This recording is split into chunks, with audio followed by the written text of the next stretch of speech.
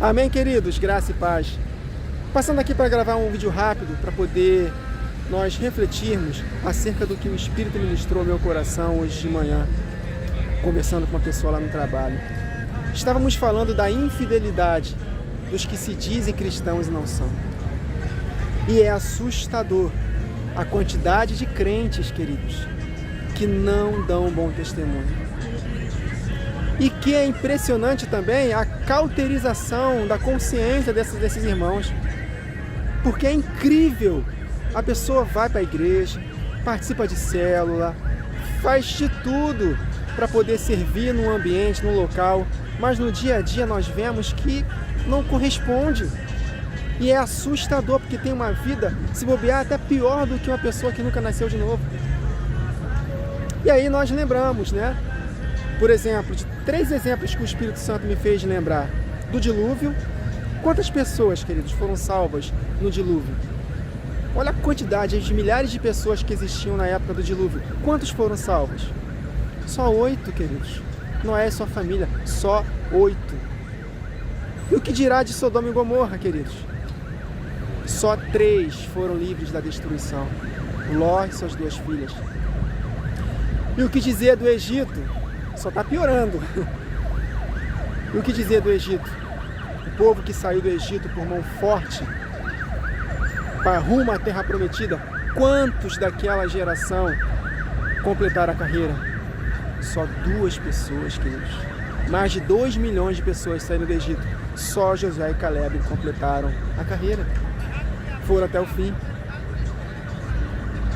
Aí o Espírito me fez conectar com o que o apóstolo Paulo disse em 1 Coríntios, capítulo 10, verso 12. Está vendo, Wagner? Então, por isso que o apóstolo Paulo, inspirado pelo meu espírito, escreveu: aqueles que julgam estar firmes, cuidem para que não caiam.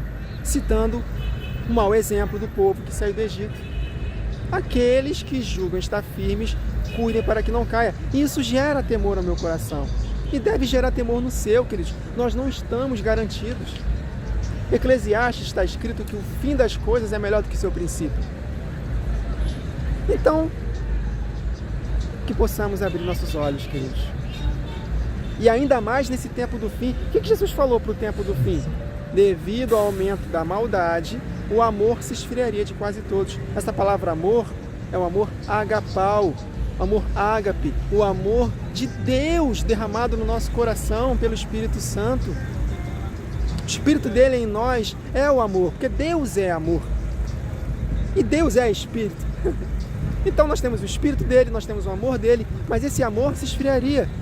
E também, devido ao aumento da maldade, se nós formos influenciados, o seu Espírito será extinguido da nossa vida também.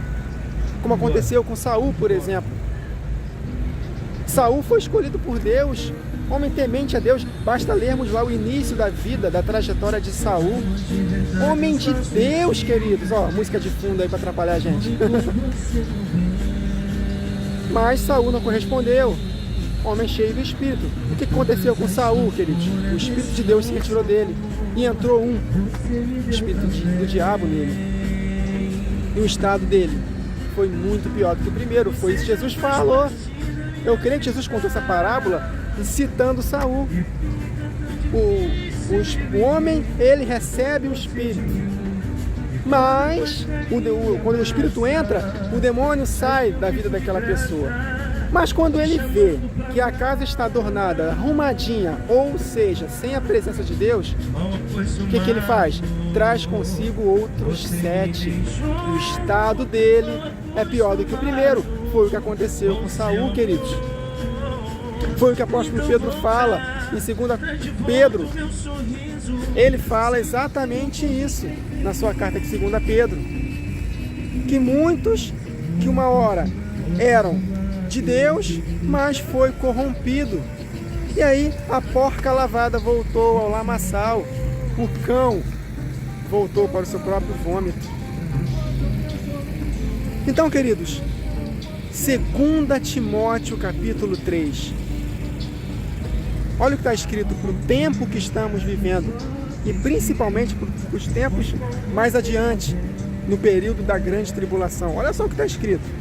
2 Timóteo capítulo 3, versos 1 a 5. Sabe, porém, isto, nos últimos dias. Essa palavra aqui, últimos dias, ele tem um sentido dos últimos 2 anos, dos últimos 2000 anos. Que nós já aprendemos que Jesus prometeu voltar em 2 dias, tipificando 2000 anos, porque um dia para o Senhor é como 1000 anos como um dia. Então, os últimos dias citados na palavra são esses 2000 anos. Porque desde a ascensão de Jesus até o seu retorno, a Bíblia chama esse período de últimos dias, dos últimos 2 dias. Mas aqui, dentro do contexto, nós conseguimos compreender que o apóstolo Paulo está falando para o futuro. Então, sabe, porém, isto, Timóteo, nos últimos dias sobrevirão tempos difíceis, pois os homens, queridos, ele está falando da igreja aqui, ele não está falando do mundão, não, ele está falando da igreja. O mundo tem tudo isso mesmo, mas aqui o apóstolo Paulo está falando da própria igreja. Vocês vão entender no final que ele está falando da igreja. Então entendam isso.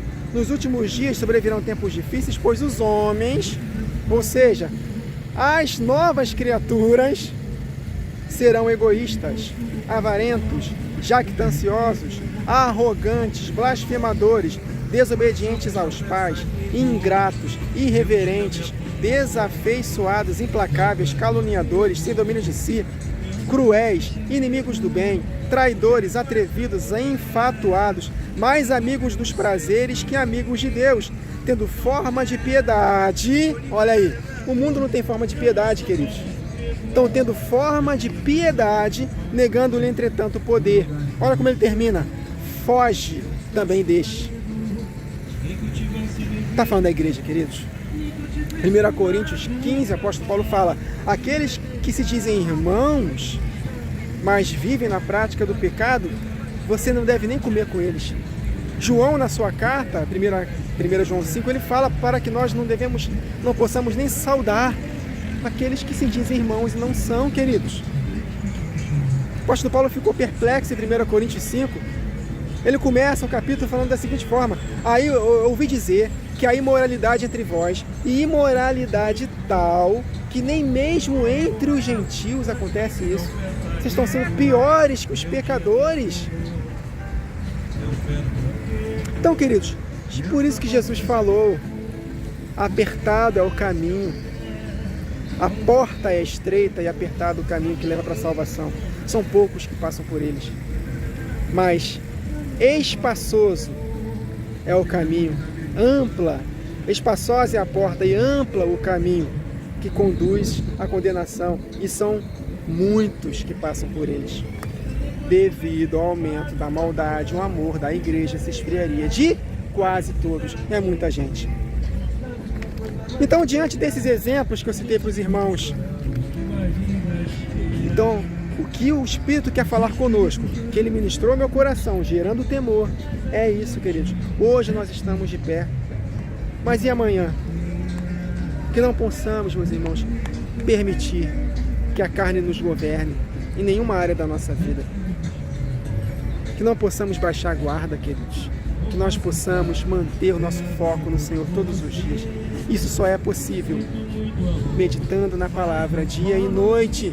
Eu gravei um vídeo recente, foi sábado retrasado, que eu postei no canal, falando acerca exatamente disso, que o Espírito ministrou ao nosso coração lá em casa, de que a maneira que Deus nos dá, a ferramenta que Ele nos dá para que nós possamos vencer as inclinações da carne, é meditar na palavra de Deus dia e noite. O título do vídeo é O Segredo de Andar no Espírito. Se os irmãos puderem assistir, tá? O Segredo de Andar no Espírito. Procura aí, bota meu nome e escreve O Segredo de Andar no Espírito. Se nós não fizermos a nossa parte, meus irmãos, meditarmos na palavra dia e noite, nós não seremos como árvores plantadas junto a ribeiros de águas. Pelo contrário, seremos como a palha que o vento leva. E os pecadores não subsistirão na congregação dos justos, nem vencerão no dia do juízo. Porque o Senhor conhece o caminho dos justos, mas o caminho dos ímpios perecerá. Então, meus irmãos, que possamos fazer o nosso dever de casa. Satanás quer nos distrair todos os dias para que não tenhamos tempo de qualidade com a verdade. Agora, quando nós meditamos na palavra dia e noite, fazendo com que essa meditação se torne um prazer e não apenas uma obrigação, mas um prazer, que é isso que o salmista fala, o prazer dele está na lei do Senhor, e por ter prazer na lei do Senhor, medita nela dia e noite, aí sim será como árvores plantadas, que dá fruto. Por quê? Porque ele está em Cristo. Jesus falou isso em João capítulo 15, se vós permaneceres em mim, eu permanecerei em vós. E vocês darão muito fruto, porque sem mim nada podeis fazer, mas a nossa parte é nos aproximar de Deus. É isso que Tiago fala, aproximai-vos de Deus. E aí sim, ele se aproximará de vós. Então o intuito dessa gravação é para que nós possamos tomar muito cuidado, queridos. Eu não quero me perder, meus irmãos, mas eu não posso falar que eu já estou garantido, nunca, porque a gente não sabe o que vai acontecer amanhã. Hoje estou firme, e amanhã? Então, que nós possamos manter essa pegada de todos os dias, se envolver com a palavra e com as orações, se quisermos permanecer até o fim. Amém, queridos? É isso. Espero que essa pequena reflexão gere temor no seu coração, assim como gerou no meu, e que nós possamos buscar ao Senhor mais do que nunca, porque no tempo do fim, queridos, a iniquidade vai ser tamanha que o amor de Deus vai se esfriar. Não é da maioria, não. É de quase todos. Quase todos, eu entendo que seja mais de 90%. Não devemos esquecer dos exemplos que eu dei aqui no início, que foi bem mais de 90%. E no tempo do fim vai ser muito pior, né? Então, que possamos tomar muito cuidado. Aqueles que perseverarem até o fim, esses serão salvos. Amém, queridos? Que o Senhor nos abençoe.